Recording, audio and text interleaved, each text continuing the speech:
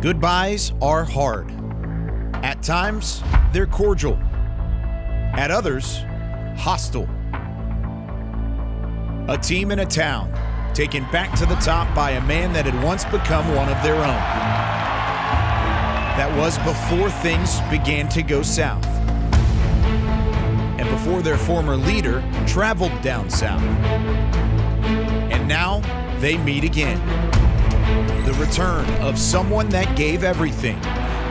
One who's gearing up to chase everything again. This rivalry may run deep, but the return to Lambeau is deeper.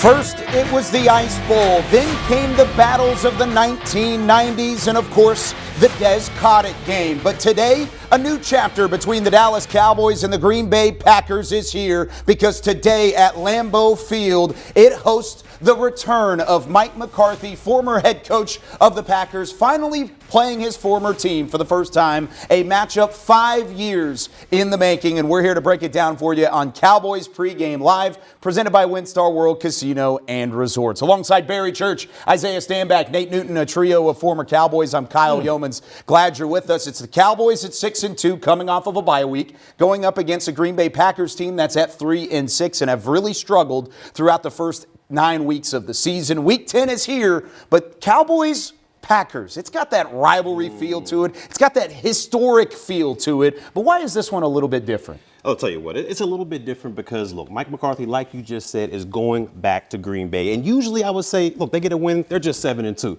But with the history McCarthy has in Green Bay, leading them to a Super Bowl, 13 seasons there, the way it ended, this team is going up there to get a victory, and I promise you it's going to mean a heck of a lot to both McCarthy and his current players. I totally agree with you, Barry, but also let's go ahead and throw in the mix that one of the greatest quarterbacks of all time is not playing much like that. He doesn't have a huge committee around him. The guys are frustrated. They're not on the same page, and this defense of the Dallas Cowboys is playing lights out. So that combination right there, thrown in there with the Mike McCarthy mix, oh yeah, it's going to be fire. You know what, fellas? I've been released. And it's another word for being fired. Coach, go get yours, man. Go get yours today. He had 13 seasons with the Green Bay Packers prior to his firing. Now, with that being said, this team wants to win for Mike McCarthy. What is the response this week out of the locker room and the way that they've really galvanized behind their guy, talked up to and shown about the culture that Mike McCarthy has built here in Dallas? Well, I think he's done an amazing job with this team so far as he has been the head coach. I mean, he's turned this team around. And we all talked about it back in the day. They couldn't start fast. They were never ready for games. They were never up to the challenge. He's slowly but surely erased all that. He's made this team a much more disciplined team. And look, they were gone without their QB1 for the first 5 weeks, or for the first from second to the sixth week. And they still were able to play at an extremely high level. He's turned this team around with the culture and on the field. I'm excited about what McCarthy's doing with the squad. McCarthy's done a heck of a job. You just alluded to some of the things that he's had to overcome. You think about he had to overcome COVID, the COVID season that we went through. He had to overcome the big Dak injury. All of a sudden this year, he had to get the good start with Cooper Rush, a backup quarterback, and still sustain this team. Still, galvanize, like Kyle said, bring these guys together. And now all of a sudden they're in a position where they are in very similar position than they were last year. But the question is, what are they going to do going forward? So this game is going to help these guys leapfrog to doing something major this year. Quarterback gone, wide receiver gone, switch of the offensive line. This man, next man up, this guy stayed consistent in what he's been preaching. Do your job and play ball hard. And he's built a depth to this Cowboys roster that has allowed them to be successful, even with some of those core members missing some games throughout this 2022 season. But he said it's an emotional week, of course, going back to where things really started for him as an NFL head coach. But that's not what's on his mind. What's on his mind is getting a win. You have to get ready to go win. And, that's really where my mind is as far as the game. I mean, obviously – I have great memories about Green Bay, and obviously spent a lot of time there. But I'm 4 years removed from working there, and I'm really looking forward to taking our team up there. And like I told them today in a team meeting that this is a really cool place to compete. So it's obviously, a lot like AT&T Stadium. I mean, we have an unbelievable stadium that people enjoy coming to compete at, and it's very similar up there. Obviously the history and tradition of Green Bay and Lambeau Field, and it's an experience that I want them to maximize, but most importantly, we're going up there to win the game. Snyder Dixon with the AP. Have you been looking forward to this week, dreading it, both, neither? It's here. I think it's more like that. I think it's. I mean, we're in such a when I had obviously had to think about it today because I was coming into this wonderful session, but no, I just this is more about your family and your friends. People say, "Hey, when you coming in?" Like I'm going to fly in Wednesday for the weekend. I mean, it's, we're going to get there Saturday at 5 o'clock like we always do. And so that part doesn't change for me personally. But I think this is more about your family and friends. Green Bay wasn't just a place you coached. It's very much where you lived. And Jessica, a special place for her, for your kids. What about the area do you and as a family, as a unit? This is you guys trying to make me cry.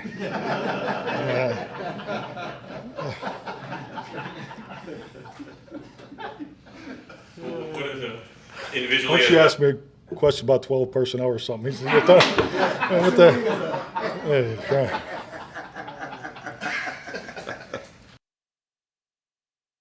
So just how special was Mike McCarthy's run in Green Bay? It all started back in 1999 when he was hired to coach some quarterback going by the name of Brett Favre. His success as an assistant led to his first head coaching opportunity in 2006, and it only took a year for the Packers to return to a conference title game and begin a historic run. A huge part of that run was the decision in 2008 to stick with Aaron Rodgers at quarterback. That led to another tight playoff loss in 2009, but then winning it all in 2010, still the only Super Bowl for both McCarthy and Aaron Rodgers. 2011 brought some more success with a 15-1 record, and Rodgers his first of 4 MVP awards. But that success continued until 2019 when the season was derailed due to an injury, and McCarthy's tenure wasn't far behind. Fired after a 4-7-1 start. But Mike McCarthy, when you look back at his time in Green Bay, he was one of the best to ever coach at Lambeau Field. Right up there at the top of the list in plenty of categories against some of the other best coaches in the history of the game of football. And speaking of Lambeau Field, let's go back out to Lambeau Field for the first time. And live joining us on the sideline is Nick Eatman of DallasCowboys.com. Nick, it's an interesting atmosphere to say the least, to have a guy that won a Super Bowl in Green Bay, return to Green Bay for the first time. What's it feel like at the moment? Well, it definitely feels like a lot of Cowboy fans are here, and that's typically what happens early in the game. Before a game, a lot of Cowboy fans, a lot of visiting fans are here, and they're pumped up. They're ready. The Cowboys obviously are hot. The Packers are in the other direction right now. So, it just kind of feels like something big is going to happen today. I think, the Packers haven't been here for a while, so for them it's kind of a homecoming of sorts for them. But, I kind of experienced this, to me, back almost, 20-something years ago in my first year, 1999, that you were mentioning, McCarthy. Jimmy Johnson came back to coach with the Dolphins against the Cowboys on Thanksgiving. That was kind of weird. He had just earlier that decade had won some Super Bowls. So, it happens. I think, you get past it early in the game, and then after that it's football. How much will the weather play an impact in this one? Of course, 32 degrees right at kickoff. It's a little bit overcast, cloudy. This is the coldest that the Cowboys have had to be in a game early this season. How does that change things? Well, I think it comes down to running the football, and that's typically what travels in cold air like this. Defense, I would think, travels as well. Passing game is going to be a little tough. It's just harder to catch the ball. Now, obviously, Aaron Rodgers has experienced it over the years, of course, but have the receivers, and that's something I think the connection that they've been dealing with.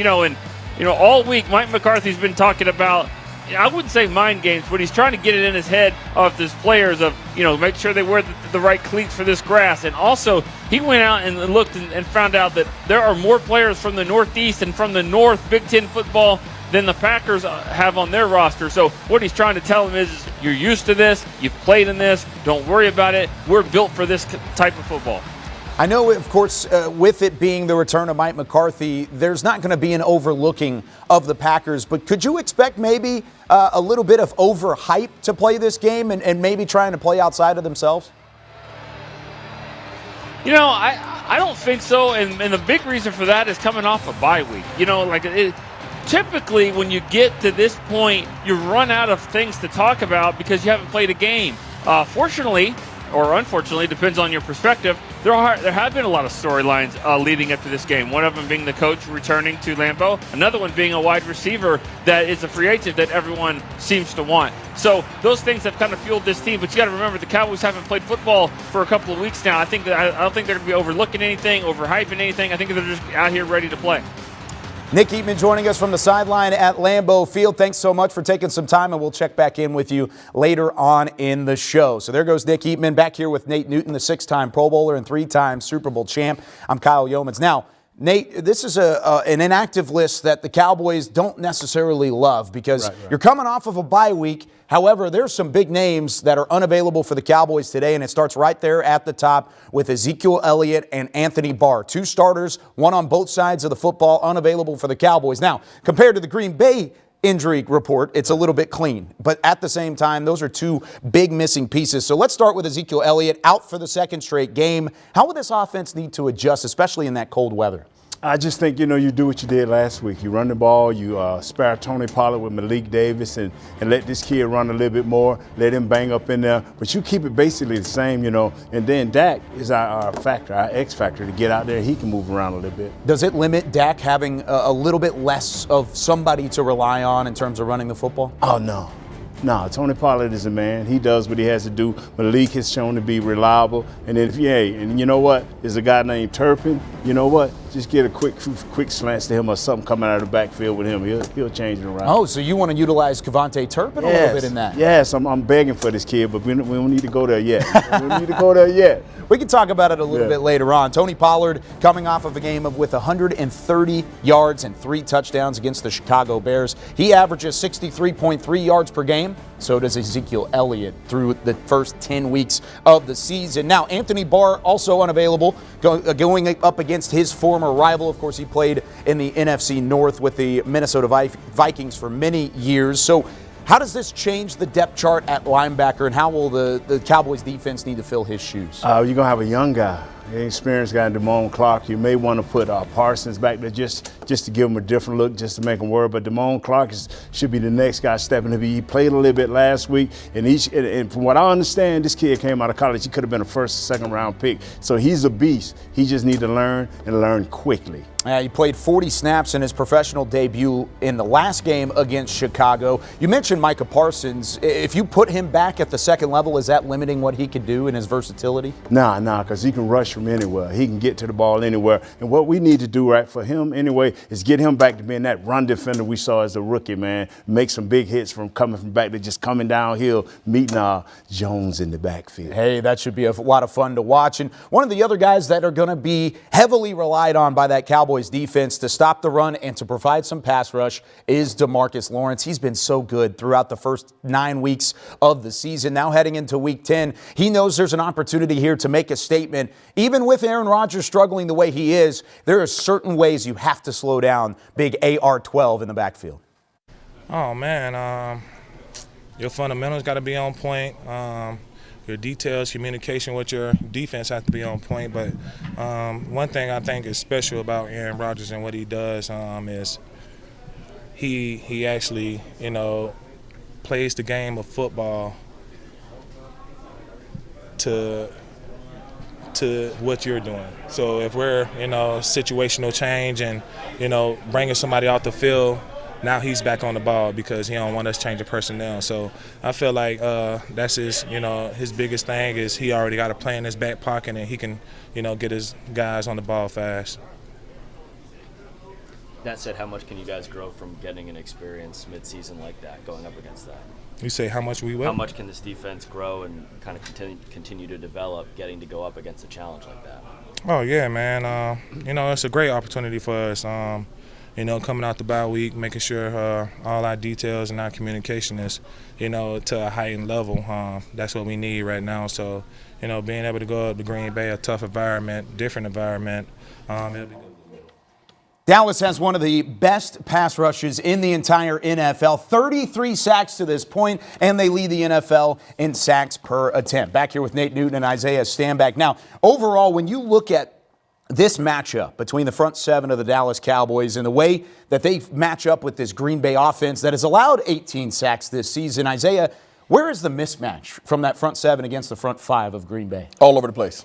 Absolutely everywhere, Kyle. And the reason why I say that is because this offensive line for the Green Bay Packers have given up pressures, sacks, or hurries on 22% of the passes attempted this year. That means that these guys are all around struggling anytime they drop back. And to couple that, Aaron Rodgers has one of the fastest releases from the time that he snaps the ball to the time he gets it out of his hands at 2.2 seconds. So there's not a lot of time back there to actually get to him. And if you're getting back to him a quarter of the time, then obviously these guys are having issues. This defense on the front for the Dallas Cowboys, we know they come in waves. There's up to 3 different waves that these guys come at. And you couple that with the linebackers that they have in there, they should cause some problems for Aaron.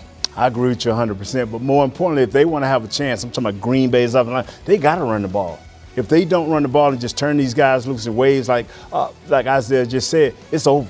It's over. Young Bakhtiari, older Bakhtiari, hey, that's the Sam Williams, eat them up all day, bro. Eat them up all day. Sam Williams, the second round? Yes, eat them up all day. He's an older gentleman. Who are some of the guys outside of Micah Parsons, DeMarcus Lawrence, and Sam Williams that you expect to step up out of that? Dante Fowler. Okay. I mean, Dante Fowler is used to being a starter.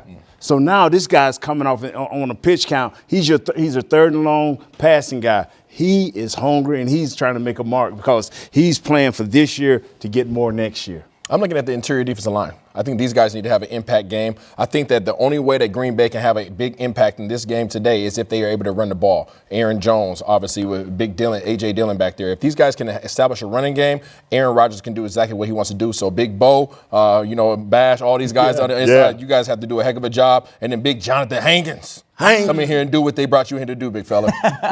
He's done a great job of that through at least the one game that he's played with the Cowboys, and he came in to stop the run. This is one of those opportunities. Flip it to the other side for Green Bay. Their pass rush, much unlike Dallas's, looks thin because they don't have Rashawn Gary anymore. He led the team with 6.5 sacks. So where do they get the pressure from? Is it Preston Smith? Is it Ignegbare? Is it Kenny Clark? I mean, there are multiple guys there, but are they really still going to provide any type of challenge for this Cowboys front five? You know what? I think Preston Smith, he's underrated with me. They brought him in a few years ago. He had 10 sack season. This guy's ready to prove who he is, and they need for him to snap up. Kenny, he's okay, but it's got to come from Preston Clark. You know what, Kyle, to answer your question, they don't bring pressure. They're not going to be able to initiate any pressure, not with these guys up front. The only way they're going to be able to get any kind of form of pressure against Dak Prescott is if they're bringing it from the secondary or if they're walking linebackers outside. The thing is, most of those guys you just saw on your screen there, those guys are mostly two-gap guys. Think about them in the same light as a Jonathan Hankins. You're not really expecting them to get any kind of vertical pressure. You're more so expecting them to get two hands on guys, cover up some space, and then let those stand-up ends that are in bicycle stances to try to create some pressure. I don't see it happening unless they try to blitz it, and we know Dak Prescott does very well against the blitz. He has thrived under pressure throughout his career. This season, Dak Prescott holds a 126.4 passer rating against the blitz. Where does that rank in the NFL? Number 1. He's been the best against the blitz throughout his games so far here in the 2022 season. Now, how much does Dak Prescott have to outduel Aaron Rodgers, though? Because there is going to be that back and forth. Aaron Rodgers hasn't looked like Aaron Rodgers, but how does he have to compare? Because they've gone at it before. I don't want him to outduel Aaron Rodgers. The thing is, we want to force Aaron Rodgers into abandoning the run game because the Dallas Cowboys have gotten up on them early and then force him to throw the ball 40-plus times. That is the recipe for success for the Dallas Cowboys. If you have a Dak Prescott throwing the ball any more than 30 times in this game, we're probably not doing what you want to do, which means you probably don't have an effective running game. So I do not want to see this thing turn into a duel. I want to see Dak Prescott doing what he does best, and that's playing off of play action. Dak, when he's at his best, he's an instinctive player. You know, whether it's running, whether it's the short game, whether even when he get fortunate enough to get it long, just Dak be Dak. You know, I want that rookie Dak back, that guy you should see run the ball a little bit more. And as long as he do that right there, don't worry about Aaron. That's a different dude, I promise you. Play within yourself if you're a Dak Prescott. That's the message from Nate Newton and Isaiah Stanback. The Packers may be 3-6. And Aaron Rodgers may be coming off of a 3-interception game, but he's still a future Hall of Famer and one of the best to ever do it from the quarterback position. And with more on that, we go to the 5th member of our crew, Haley Sutton. The return to Green Bay marks head coach Mike McCarthy's first time to see his former quarterback Aaron Rodgers. The two had a complicated relationship, but it was never disrespectful, both saying it always ended with a hug and an I love you. But come kickoff, the question remains, will those same sentiments be echoed after the game? I mean, you're talking about a man that's, one of the premier professional athletes of his generation. Aaron Rodgers is a future Hall of Famer. I have nothing but, love and gratitude for him. He made me a much better coach. He's still playing extremely high level, just the fundamentals and just the way he plays. It's, he deserves all the accolades that he receives. He's been dominating behind center for Green Bay, never quite feeling the pressure of filling the shoes of his predecessor. I've always watched this game for as long as I can remember, and it seems like he's, I guess when Brett left Green Bay and they said they had their young guy was a stud, were my first memories. He's the dragon the Dallas Cowboys have yet to slay. The Packers lead the all-time series 16-13, having won 6 of the last 7 meetings. Aaron Rodgers, 7-2 as a starter against America's team. He's a guy that you want to play against. He's a idol and a figure in this league that you look up to. He's a hell of a player. I mean, no one can take that from him. So me getting to go against him, maybe sack him, might just be a mental note for me. Not too much more than that, though. It's a challenge this year's team is ready to face. A team that looks different, feels confident. The culture, the brotherhood that we've honestly established and built on from last year, we're continuing to grow, and we're much better than we were at this time last year, put it like that. It's a team full of guys ready to change the narrative, ready to write their own chapter in this storied rivalry, and ready to go to war for their head coach. We know what our coach means to us. We know how long he was up there. We know how special this, I guess you can say, going back is going to be for him. But more importantly, it's about this team, what we've got building, where we're going, and getting this win. I love this locker room. I've been saying this for 2 years now. I think this is something we've been building on throughout my time here. So I think it's just more of a reflection of how we feel for one another. With all the outside noise, the nostalgia of 13 seasons past, and a revved-up Dallas squad playing their best ball of the season, a victory in the frozen tundra is on the forefront of everyone's mind ahead of kickoff. I really want to win the game. Is that enough?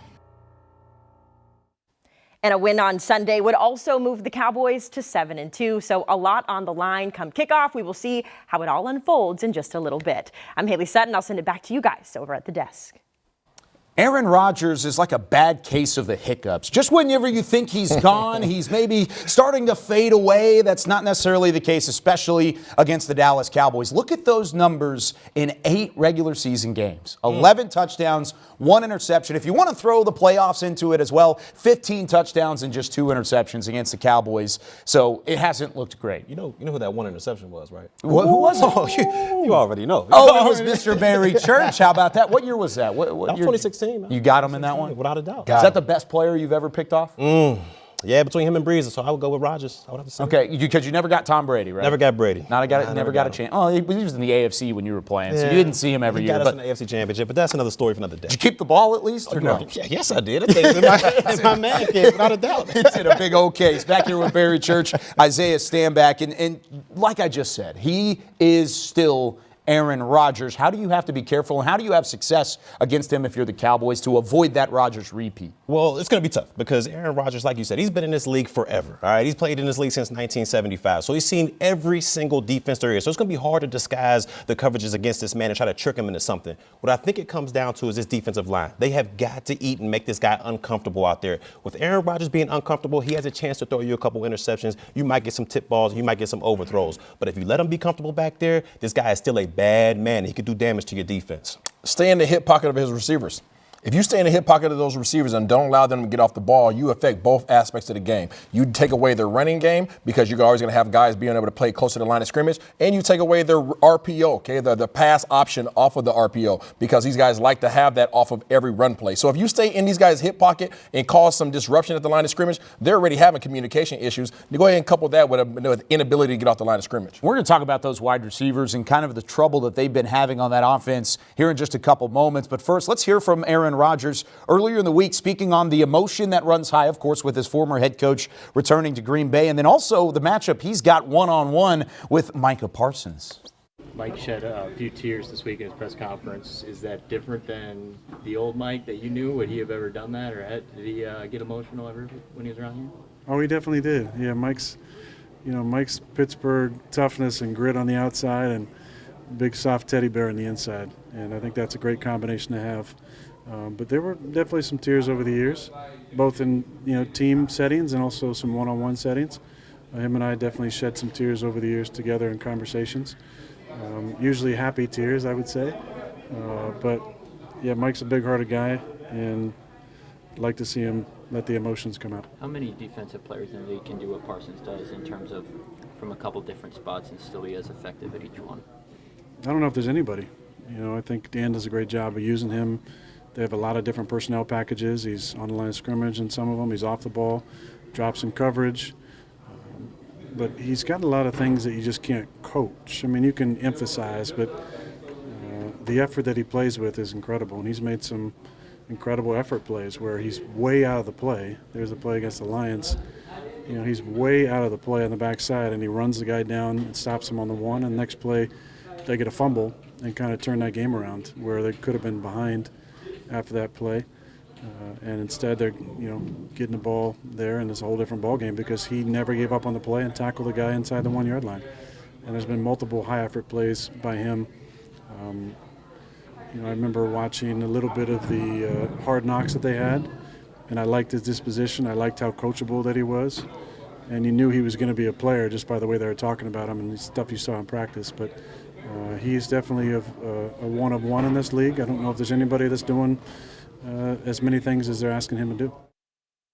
Micah Parsons, one of one. He's going to try and get after Aaron Rodgers, and so will this secondary because it's a different bunch of receivers without Davante Adams in the fold. You look at Allen Lazard, Robert Tonyan, Sammy Watkins, Christian Watson. It is a young yet inexperienced group of receivers that they're having to try and throw the football to. So does Dallas have the upper hand with the secondary today? Without a doubt. I think this secondary can handle this group of wide receivers. When you look at him, Allen Lazard, I played with him down in Jacksonville. Good big body receiver, but he's not going to run past anyone. And then you look at the young rookie Watson out there. He has the speed to run by you, but he's inconsistent when you talk about catching the football. And then Sammy Watkins. If this was 5 or 6 years ago, I would say, man, we got our hands full. But this guy's been in and out of the lineup with injuries. He doesn't have that connection with Aaron Rodgers just yet. So overall, as a whole, I think this secondary should be able to handle these Green Bay wide receivers. This secondary would have the advantage if they were on the field. If they were not on the field, the secondary have the advantage because these guys, if they were playing routes on air with just Aaron Rodgers, they were still going to have some incomplete passes. These guys are that far off right now in terms of being on the same page. They're nowhere in the stratosphere. If you add the defensive backs element into that now, these guys are going to cause so much disruption, so much confusion, so much frustration for these receivers that are seemingly just trying to understand the proper concepts and the proper routes and the proper depth. If these guys can go out there and be disruptive, again, like I said earlier, it's going to cause a heck of a long day for Aaron Rodgers. Just a reminder, no Jordan Lewis. He was injured in that game against the Chicago Bears. So it's expected that Deron Bland, the rookie out of Fresno State, will carry the majority of that workload. Isaiah, you look excited about it. What do you expect out of Deron Bland? DB. I like it. DB to DB. Deron Bland had one of the best camps of anybody in this organization. And then he followed that up with a great preseason. And then obviously when he had his opportunity to step into the fold in the regular season, he showed right up and made an interception. So I'm looking forward to this man coming out there and competing. You add him in there with the rest of the guys that are running around, flying around, hitting guys left and right. The front seven that is defensive up front, these guys are going to have a good day. Yeah, without a doubt, this guy is already kind of like a savvy vet out there when you look at it. I mean, he does all the characteristics, and he has all the characteristics that you look for in a nickel back. He can blitz, he can tackle with the run, and he can cover as well. So, Deron Bland, the sky's the limit. Hopefully you keep capitalizing on your opportunities. I'm not going to lie, you guys. This is making me feel a little bit better because initially I thought we were doomed in the fact that the only Cowboys Cowboy to pick off Aaron Rodgers is sitting here, and he's not in Green Bay. So I felt worried early on, but you guys made me feel a lot better about the situation. Jaron Kearse certainly knows the situation at hand as well. Here's what he had to say earlier in the week on the matchup they have with Aaron Rodgers. We have to be very sound. A-Rod is one of the best quarterbacks to ever play this game. He does a lot of things well. He can manipulate the defense. He can rip it from the pocket if you keep him in the pocket, or if you want to flush him out of the pocket. He's good outside the pocket, making throws on the run, and just being in sync with those guys at receiver, where they're able to make those extended plays when he gets outside the pocket. I definitely feel that we have to be sound in our technique and in our scheme, and that'll take care of everything. Do you enjoy matching wits with a guy who's seen so much over his years? Yeah, I definitely do. As being a competitor, myself and as a lot of the guys on the defense, you want to go up against these guys, and you want to win these types of games. It gives you a huge momentum boost and confidence boost to where you go out there and you beat a guy like Aaron Rodgers. The sky's the limit. There are a lot of fans locally that have respect for the Packers. Going back to Ice Bowl days, there's some huge historic games between Cowboys and Packers over the years. Can you explain to them that will never have a chance to go to Lambeau, what it's like there? It's always tough. It's always tough in Lambeau. Being that the guys that they've had, under center.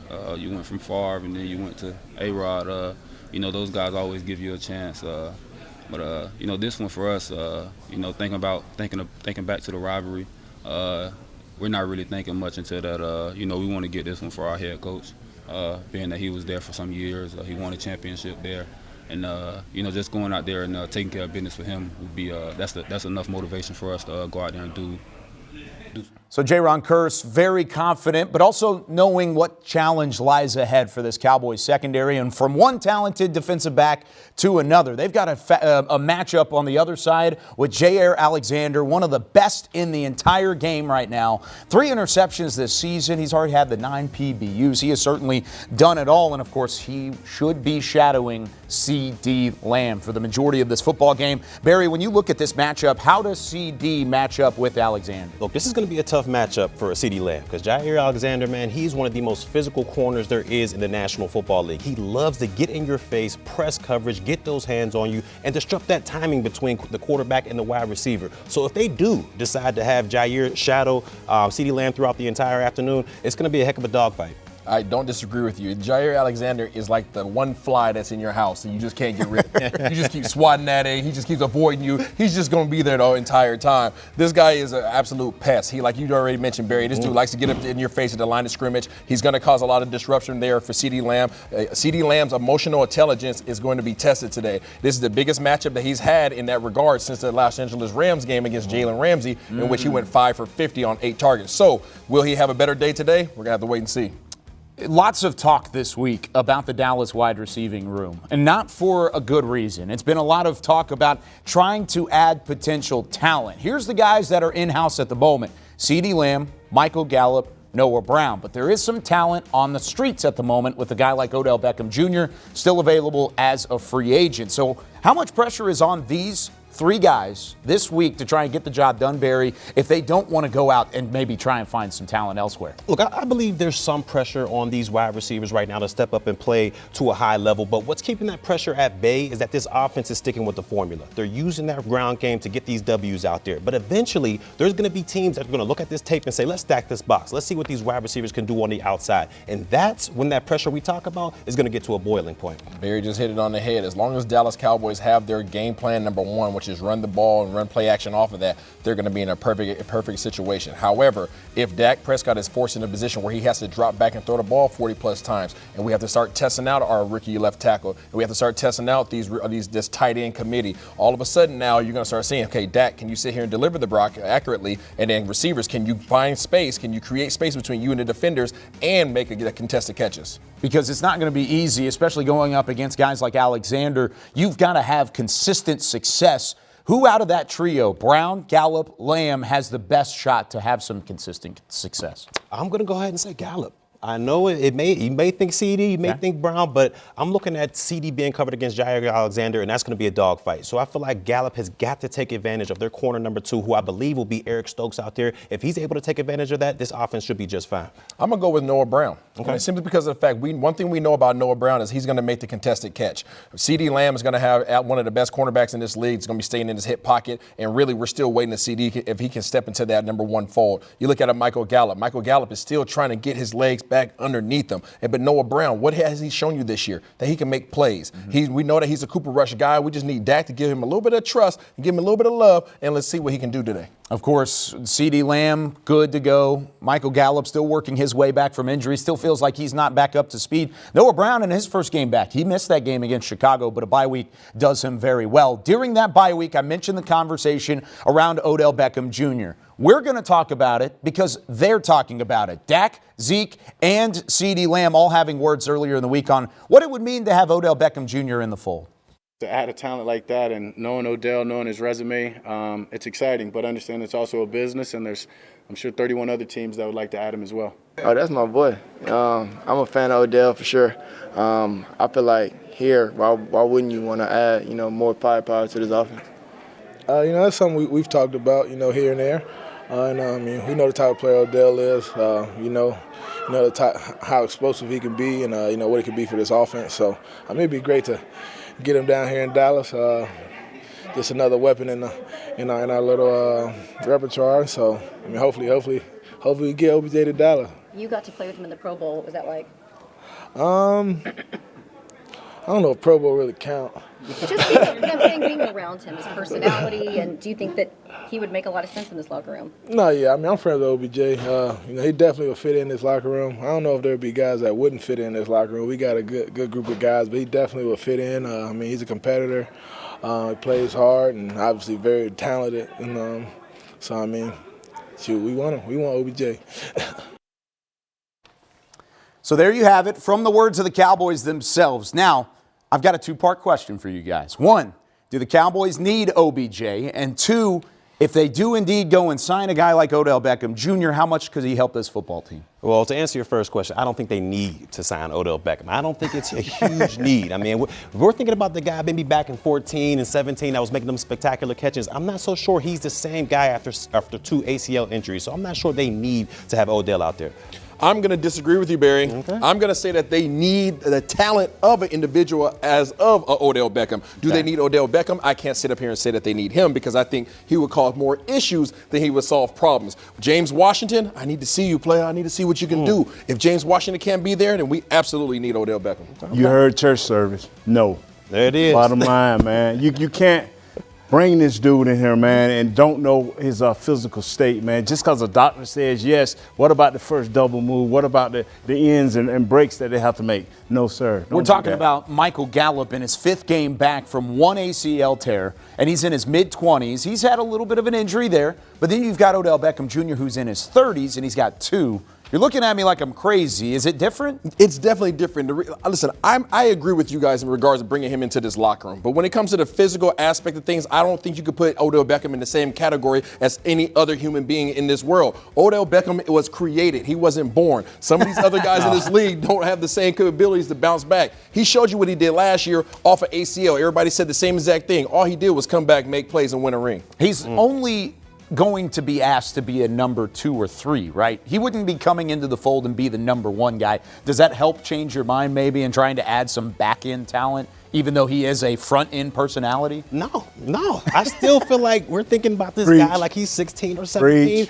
Year 2, this guy, no, there's no way. I don't think he comes in here and he can be that number 2. I just don't believe so. I think we're good with what we have right now. Give those guys that we have in there a chance. Brown, Gallup, CD. I know they haven't gotten crazy separation, but you're winning with a formula of ground game. Why bring another wide receiver in here when you're running the football as good as you're running it? Ooh, good segue, Barry Church, because there is one thing that the Cowboys can't rely on, and that is the 1-2 punch of Tony Pollard and Ezekiel Elliott. Unfortunately, no Ezekiel Elliott in that 1-2 punch. It's just a one punch with Tony Pollard this week, and he showed last time out that he could certainly carry a big-time load. He did so with 14 carries, 137 yards, 3 rushing touchdowns, something that Zeke has never done throughout his career, is have 3 rushing touchdowns in a single game. It's going to be the Tony Pollard show again. Can he carry that same sort of workload for a second straight game? Yeah, I think if they keep that workload, like we said, between 14 and 18 carries, I think you're going to get the best of Tony Pollard. You give it to him in a variety of different ways, whether it's traditional handoff, throwing up a little screen here and there, dumping a pass off to him. I think that's when you get your best Tony Pollard, when you keep it between that 14 and 18. Anything over that, I think he's starting to wear down. I think Tony Pollard is going to have the best game of his career today. Wow. Seemingly just because of the fact these guys run a 5-man front majority of the time. 3 primary defensive linemen and 2 stand-up defensive ends. When those defensive ends decide to go upfield and have that containment with those wide nines, all of a sudden they have big seams right there inside the gaps, and there's only one linebacker or one safety coming down trying to add support. TP wins whenever he has a one-on-one matchup. There's going to be plenty of those today. The offensive line has been playing excellent. You got a point of attack where he got that. He's got a middle cut, and he's got a backdoor cut, which every back can't get into. So Tony going to be all right. And Malik Davis, just give us 5 or 10.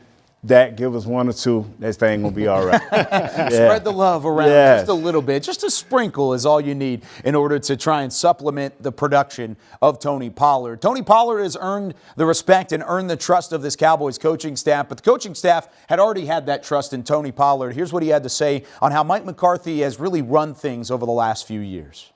I feel like he's done a great job, since he's come to the organization, getting things going in the right direction, having 2 good seasons, and not including this one, but I feel like he's done a great job, just showing that he's a great coach in this league, that he can turn things around. What can you say about the way he's earned the respect of this franchise over those years, especially this year, so much talk with the resilience theme and all that? It's big, especially coming from, Green Bay, a franchise like that, and then coming to Dallas, it's like a home environment. So just having him, having to get adjusted to a new way of doing things, it's completely different weather, everything is pretty much different night and day. So just him getting adjusted. What do you feel led to the success you guys had on inside zone in the previous game? You said what? Inside zone. Why do you think you guys were so successful in that concept last game? Like I said earlier, just being physical, knowing that we have to go out there and compete, run the ball at times when they know we'll run it, and and still come out, with a successful play. So just being physical and just showing that we can go out there and compete with anybody. The confidence is certainly there for Tony Pollard and company, and for good reason, because that 1-2 punch for the Cowboys has worked all season long. Green Bay, though, has a 1-2 punch of their own. This time around, it's Aaron Jones and A.J. Dillon. Aaron Jones, a familiar foe to the Cowboys, played his collegiate ball at UTEP. He had 4 rushing touchdowns in one game against the Cowboys back in 2019. So who's more of a challenge? You've got Aaron Jones as that downhill, side-to-side, east-to-west runner that likes to find a hole and then punch through it. And then speaking of punching, that's just what A.J. Dillon does. He's just a physical bowling ball. Which one's a tougher challenge for this run defense? I wouldn't want to hit either one of these guys, but I'm going to go with Aaron Jones. He can go ahead and hurt you in a multitude of ways. You talked about his downhill ability, slashing, has that home run effect similar to Tony Pollard, and he can hurt you in the passing game. This guy got 32 receptions, 210 yards, and 3 touchdowns. So he can hurt your defense in a multitude of ways. They have to know where number 33 is at all times. You're absolutely correct. And I think every team in the league is going to go ahead and pick Mr. Aaron Jones, because he is just that guy. He's going to kill you out the backfield in the passing game. He's going to kill you on the running game, and he's going to make guys miss. However, I'm going to go with Mr. A.J. Dillon, because if there's one thing that this defense has struggled with, it's been the ability to actually tackle one-on-one, mano-y-mano. And when you got a 6-foot, 247-pound grown man we call Quadzilla coming downhill, that's not the man you want to hit, just like Mr. DCBC just said. Why are you just trying to go get the church? This is A.J. Jones, bottom line, man. This dude dangerous. He can do it all. He can catch, he can run, he can slash, he can run for power, and he can go 60 yards. Come on. Let him know. Let him know. Come on. Nate, you and I can just go to the side and get out of here, because we'll just let Nate and Isaiah go back and forth with it as well. But it is interesting because there are different skill sets for both of those guys. Those guys can certainly play in their own skill set 1v1. You can see the same thing with Tony Pollard and what he did last week, and of course Ezekiel Elliott unavailable for the Cowboys this afternoon. Now, it's a much different team that Aaron Jones scored 4 touchdowns against in 2019 with this Cowboys unit. It's also a much different team than they were a year ago as well. What's the biggest difference, though they are 6-2, much like the Cowboys were at this point last year? What's the biggest difference between the 2021 team and the 22 team so far? I'm going to have to go defensively. I'm going to have to go defense. I know last year in 21, they led the league in takeaways, and they were getting the ball all over the place. But when you look at this defense now, they are a complete unit. They can get after the pass rush. They can cover on the back end. There's no mental errors. You don't see guys running scot-free down the football field. You don't see any explosive plays out there. They make offenses work to get down the football field. And the way they can get after the pass rusher, it's bar none right now. So to me, the biggest difference has got to be defense. I'm not going to go against you this time, Barry. I'm going to go with you. Reason being is Dan Quinn has a year underneath his belt, and he also has a year underneath his belt talking to the front office and getting the guys that he wants in the game. Now this dude has a plethora of weapons, a ton of assets that he can utilize. And defensively, you're right. They're not taking the ball away like they were last year, but taking the ball away sometimes has a little bit of luck that goes with it. Creating pressure and disruption in the backfield, that's straight skill, and that's exactly what this defense is doing. Offensively, they've taken a big step backwards, and they need to take a big leap forward because last year they led the league. I just got to go with Kellen Moore. I mean, I eat this dude up every chance I get. Yes, he's been great. He's been coachable by his head coach and his boss, Coach McCarthy. He's did a great job of settling his team down and understanding when things are not going right, how he go back to the run game, how he get Tony Pollard in the right position to make plays. I'm loving Kellen Moore right now. It's the big difference. You're seeing that growth with the offensive coordinator in Kellen Moore. You can see it. However, the Cowboys offense went from the top in the league to middle of the road, and then the Cowboys defense went from middle of the road to top of the league. So that's kind of the biggest difference so far. It still ends up in 6-2. You're still a good football team at this point. You got to take care of business this week in order to try and keep pace in the NFC East because those Philadelphia Eagles still undefeated at the moment. Let's go back out to Lambeau Field where Nick Eatman is now on the sidelines with Cowboys COO Stephen Jones. All right, thank you, Kyle. And I'm here with Stephen Jones, Cowboys Chief Operating Officer here at Lambeau Field. And it's not warm, and I don't think it's supposed to be warm if you're here on the sidelines, right? Well, it wouldn't seem right. It wouldn't seem right. If it wasn't really frigid. But I tell you what, I'm looking around out here, and one of the things that's great to see is our fans.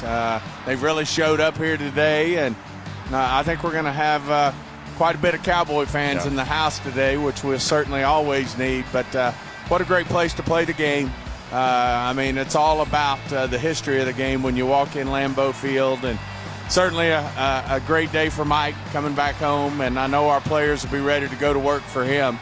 But, boy, do we have a great player we're playing against today, not to mention his team, and Aaron Rodgers backed into a corner, and we're going to have our hands full. Yeah, so I was about to ask you about Aaron Rodgers. There's a rumor going around that he's lost it. He's not playing as well, and they aren't playing as well. But like you said, still very capable, and we've seen it firsthand. Rumor's not for me. I've seen it firsthand too many times, and he's put the end to a couple of our seasons, and nothing but tremendous respect for the way he plays, what he's about.